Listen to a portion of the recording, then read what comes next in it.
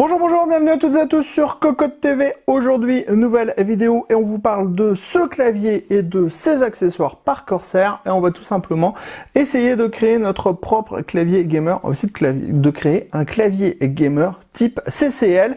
Donc avec des touches blanches, avec des touches vertes, avec notre logo au centre du clavier et bien sûr avec un petit peu d'illumination.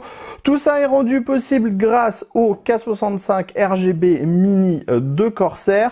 Un clavier tout petit rikiki qui propose juste l'essentiel sur un seul bloc. Donc au revoir le numpad, au revoir les flèches, au revoir tous les boutons pour les impressions écran et tout ça. Et on a un clavier qui fait 60% de la taille d'un clavier classique. C'est tout petit, c'est rikiki, mais moi j'adore absolument pour jouer, je trouve ça hyper sympa. Bien sûr, on a du RGB entièrement configurable avec le logiciel iCUE de la marque. On est sur du switch mécanique avec des switches mécaniques RED qui viennent de chez Cherry. On pourra personnaliser quelques touches de base parce que Corsair livre des touches en plus des touches qui sont présentes sur le clavier. On pourra par exemple virer le petit logo Windows pour mettre un petit logo Corsair, ou on pourra changer le design de la barre espace si on n'aime pas ce design qui reprend les hexagones de la marque. Mais on va aller beaucoup plus loin, c'est ce qu'on vous disait, puisqu'on va également s'amuser avec les Keycap Mode Kit. Ce sont des kits avec des touches PBT en Double Shoot Pro. Donc PBT, ça veut dire que c'est pas une touche noire avec un lettrage qui est peint par-dessus. On est sur deux types de plastique. On a le noir avec la forme pour le lettrage. Et en dessous, on va avoir une autre couche de plastique qui va être injectée en blanc. Donc, on va avoir de la transparence et surtout, on va avoir une durée de vie quasiment illimitée de la touche puisque vous allez user le plastique et vous n'allez pas user la peinture. Alors, on a reçu différents kits avec un Mint Green, un Origin Red, un Egalto Blue, un Arctic White. Au niveau des tarifs, on est sur 29 € par kit et on va vous montrer ce que ça donne tout de suite. Parlons un petit peu de ce clavier K65 RGB Mini par Corsair. Son prix 129,90 € dans le commerce. Ça mesure à peu près 30 cm de largeur sur un tout petit peu plus de 10 cm de profondeur et ça fait 4,5 cm de haut au maximum. De base, vous allez trouver le cordon USB type C avec une gaine nylon autour. Vous allez trouver la petite notice d'utilisation, une petite touche Corsair et une petite touche espace un petit peu plus discrète que la touche espace qui est livrée d'origine, puisque vous le voyez, on a les petits hexagones de la marque et qui sont au-dessus. Alors, tout le monde n'aime pas forcément. Ensuite, on est sur un clavier mécanique intégralement RGB, ça vous pouvez le voir. Là, on est en mode random quand on branche directement le clavier. Bien sûr, avec le logiciel iCUE de la marque, on pourra aller beaucoup plus loin au niveau de la personnalisation. Ensuite, on a également cette petite pince qui est livrée de base. Donc, la petite pince, c'est bien. On prend, on déclipse la touche et si on veut mettre la petite touche Corsair à la place, hop, voilà, c'est fait. On va changer la barre espace. On tire des deux côtés.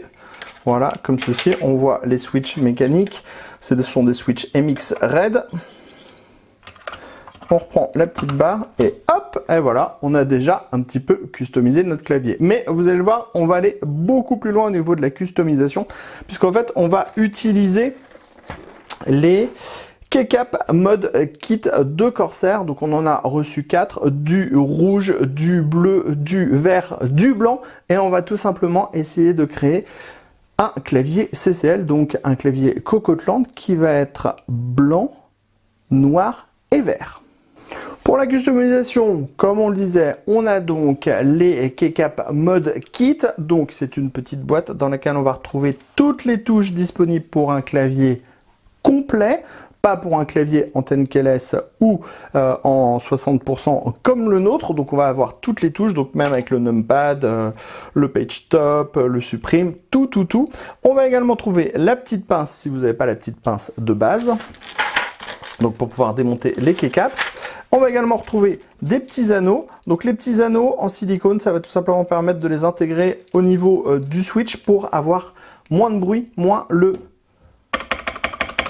claque des claviers mécaniques. Donc ça, c'est pour ceux qui n'aiment pas trop le bruit des claviers mécaniques. On va avoir des petites notices qui expliquent comment ça fonctionne. Ensuite, comme on le disait tout à l'heure, on est sur de la touche en PBT double injection. Ce qui veut dire qu'on a la touche en plastique classique et en dessous, on n'a pas un lettrage qui est appliqué sur la touche, mais on a une autre. On a donc une autre injection de plastique, donc un plastique transparent qui va venir combler l'espace en fait ici où il y a le marquage de la lettre et qui va remplir l'intérieur de la couche. Ça va permettre d'avoir une durabilité considérablement accrue puisque jamais vous pourrez effacer en fait ce qui est marqué sur la touche et franchement c'est signe de qualité.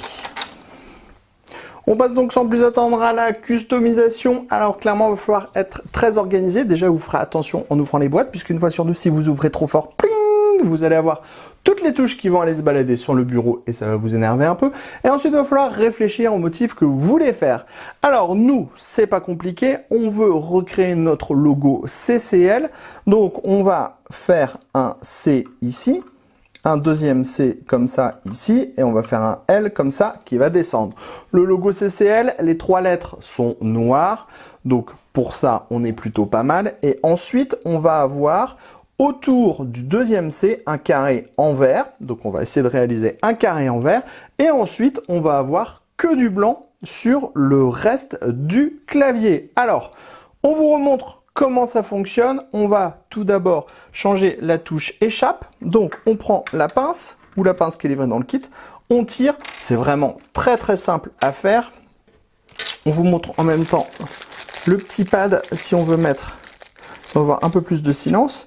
Donc on a la touche, vous avez vu, on met le petit joint en silicone, on prend notre petite touche échappe, on l'intègre, voilà, hop. Vous entendez la différence au niveau du bruit? Plus aigu, plus tendre, plus aigu, plus tendre, plus aigu, plus tendre, plus aigu, plus tendre. Voilà. Bon, alors après, eh bien on continue, après la touche échappe, on peut faire la touche 1. Donc F1, hop, on prend notre petite touche F1 et on intègre notre petite touche F1. Voilà, et vous savez quoi en fait? Voilà, ainsi de suite. Hop, du blanc. Allez, vous savez quoi? Si on continue comme ça va être très très long, donc on vous propose de se donner rendez-vous une fois que le clavier est terminé. En fait, on est en pleine création pixel art, donc vous avez vu, on a notre CCL qui est maintenant affiché en noir au milieu du blanc et on va ajouter la petite touche de vert. Attention toutefois, ça demande quand même beaucoup d'organisation parce que si vous faites comme nous, ça va être gros bordel de touches et quand vous allez vous tromper sur une touche, il va falloir farfouiller longtemps pour retrouver la touche manquante. Mon Dieu, mon Dieu, mon Dieu, mon Dieu, il y en a absolument partout, mais on peut le dire, ce clavier est le plus beau du monde, CCL.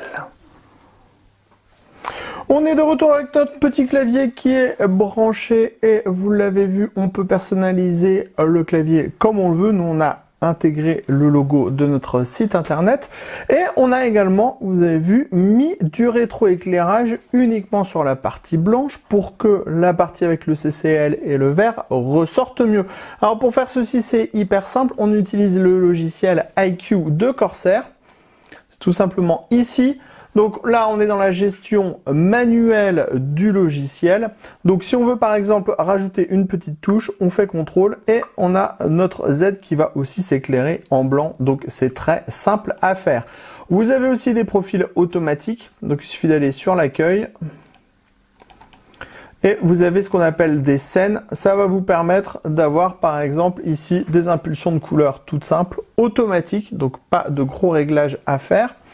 On pourra aussi avoir un éclairage de frappe. Ça, j'adore l'éclairage de frappe. Donc, c'est quand vous frappez, ça va faire s'éclairer le clavier de façon un peu aléatoire. Ensuite, on va avoir de l'effet spirale. Bref, on a des tonnes et des tonnes d'effets, comme toujours avec ICQ. Et le RGB. Voilà, donc vous pourrez absolument configurer tout ce que vous voulez. Bien sûr, vous ne serez pas obligé de faire un clavier blanc avec du logo CCL dessus.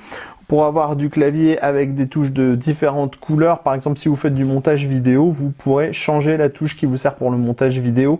Il y a vraiment des possibilités qui sont absolument conséquentes. On vous reparle du prix. Le clavier, c'est 129,90 €. Au niveau ensuite des kits, pour les touches en PBT, c'est 29 € par kit. Les kits sont faits pour des claviers full size. Donc ici, on était sur une démo sur un clavier de petite taille, mais si vous prenez un K70 par exemple, qui est en pleine taille, vous aurez toutes les touches du clavier pleine taille dans le kit, pas uniquement les touches pour le clavier en 60% de la taille d'un clavier classique. Allez, sur ce, eh bien, on s'est bien amusé avec ce petit clavier, on a trouvé ça hyper fun et on vous dit à très bientôt sur Cocotte TV pour des prochaines vidéos.